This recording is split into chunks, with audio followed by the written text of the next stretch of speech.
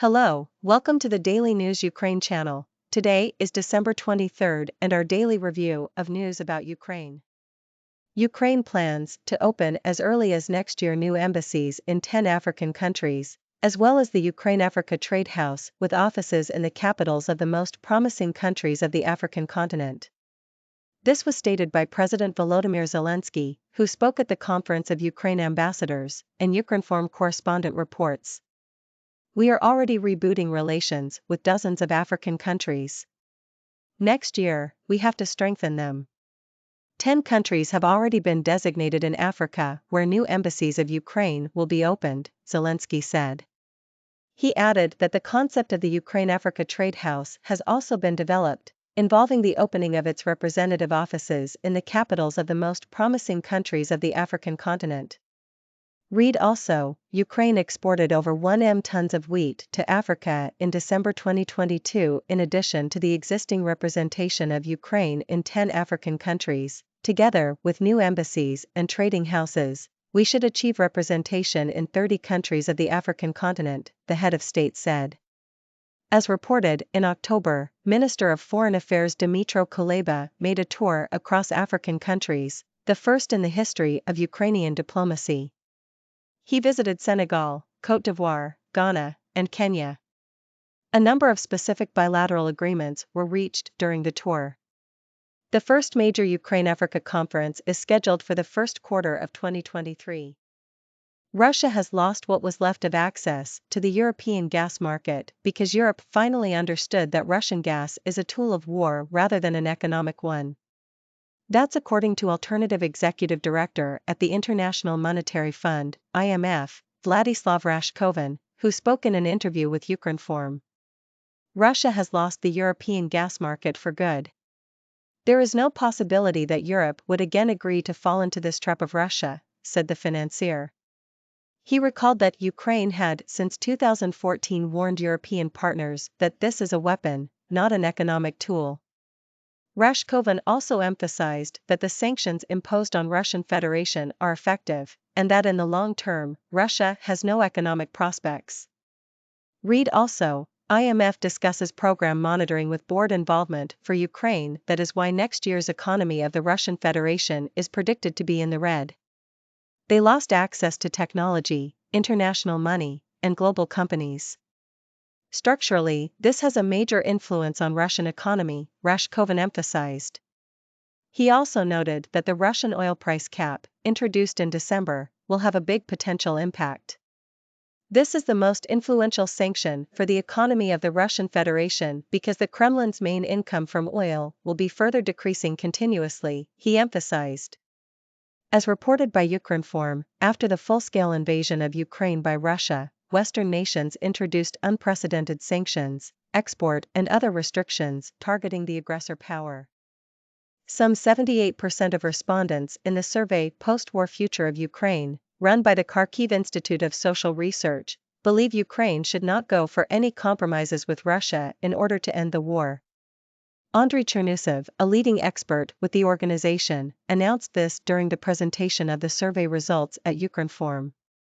One of the first and main issues that is of great concern to us, to many, is the ability of Ukraine to return all temporarily occupied, or, as they say, captured territories. The vast majority of Ukrainians, 89%, believe that it will definitely happen, Chernusov said. According to the expert, only 6% doubt that this will be the case. Read also, poll, 93% of Ukrainians see Holodomor as genocide. Are there any compromises you are willing to accept in order to achieve peace?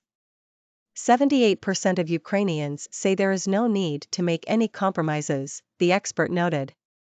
When asked what the victory of Ukraine in the war personally means for them, 57% answered, the return to the 1991 borders. 21% will consider it a victory when Ukraine becomes a recognized leader in Eastern Europe.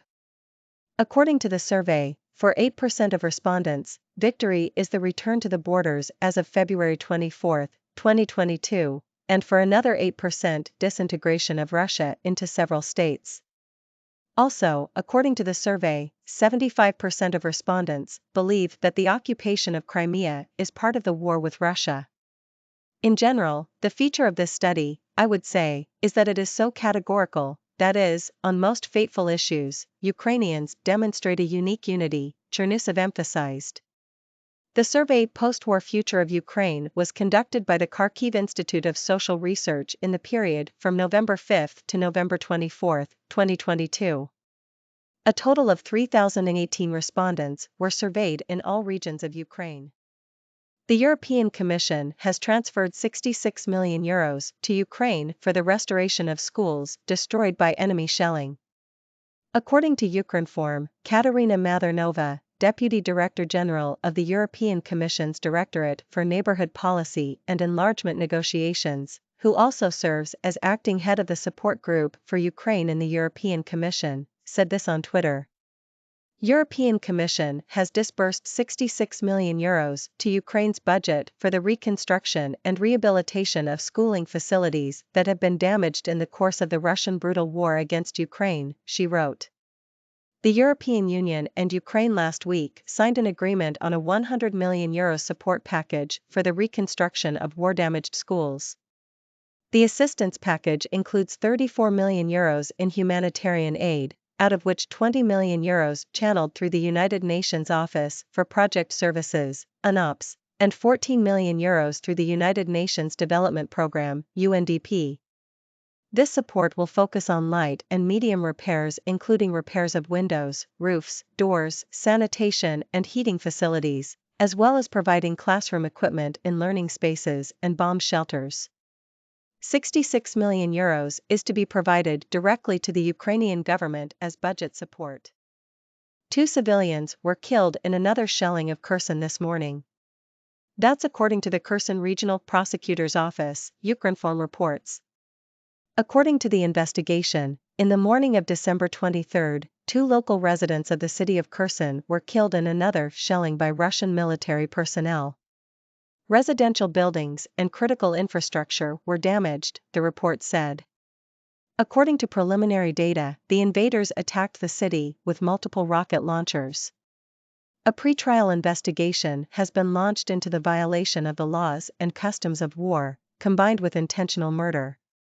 The shelling of the city does not abate, the regional prosecutor's office added. At the same time, the deputy head of the presidential office, Kirilo Tymoshenko, reported on Telegram about the shelling of the Korabelnyi district in Kherson, in which at least 1 person was killed. The man sustained fatal mine blast injuries, the official said. According to him, emergency services are working at the scene of shelling. Photo credit, Kherson Regional Prosecutor's Office. The Estonian government has decided to send another military aid package to Ukraine for protection against Russian aggression.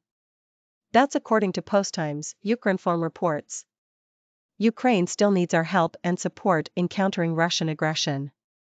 Our aid package this time is in line with the requests received from Ukraine, Estonian Defense Minister Hanno Pevkur said.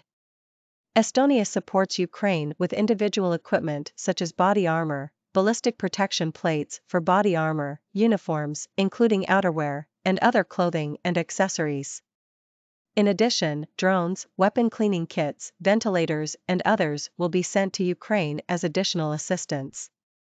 In the past, Estonia has donated Javelin man-portable air defense missiles, howitzers, anti-tank mines, anti-tank grenade launchers, mortars, vehicles, communications equipment, medicines, personal protective equipment and dry rations to Ukraine. In cooperation with Germany, Estonia donated 2 field hospitals and medicines worth about €15 million to Ukraine. Estonia will donate a 3rd field hospital to Ukraine in cooperation with the Netherlands and Norway, which supported the project with €7.8 million. Photo, Matti Kamara, Podgoranic. Ukrainian President Volodymyr Zelensky and Dutch Prime Minister Mark Rutte have discussed the issue of strengthening Ukraine's defense capabilities and ensuring its energy stability. The head of state said this on Twitter, Ukrinform reports. Zelensky also thanked Rutte for the decision to allocate €2.5 billion in aid to Ukraine. Had a conversation with Dutch PM Mark Rutte. Thanked for the decision to allocate €2.5 billion to help Ukraine in the fight against the aggressor. We appreciate the Netherlands' support. We keep working together to increase defense capability, energy stability, and restore critical infrastructure, Zelensky wrote. The Netherlands will allocate €2.5 billion in 2023 to support Ukraine. Dutch Prime Minister Mark Rutte announced this on Twitter, Ukrinform reports. As long as Russia continues its war against Ukraine, the Netherlands will provide assistance to Ukraine. Military, humanitarian, and diplomatic. We're allocating €2.5 billion for this in 2023. Ukraine can rely on the Netherlands. We just confirmed this in our conversation with President Volodymyr Zelensky, Rutte wrote. The Netherlands has already provided almost €1 billion worth of military aid to Ukraine. The Netherlands will also supply Ukraine with heavy military equipment. The total cost of the next aid package is €120 million, of which €45 million is being allocated for T-72 tanks. Photo, Mark Rutte/Twitter. Some 217,800 couples have got married in Ukraine since the beginning of 2022.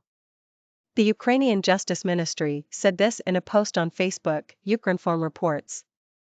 In 11 months and 22 days of 2022, 217,800 couples in love officially became husband and wife. Out of them, 8,559 couples got married in just the first 22 days of December, the post said. According to the ministry, the largest number of marriages this year were registered in the Dnipropetrovsk region, Kyiv City, and the Odessa, Kyiv and Lviv regions.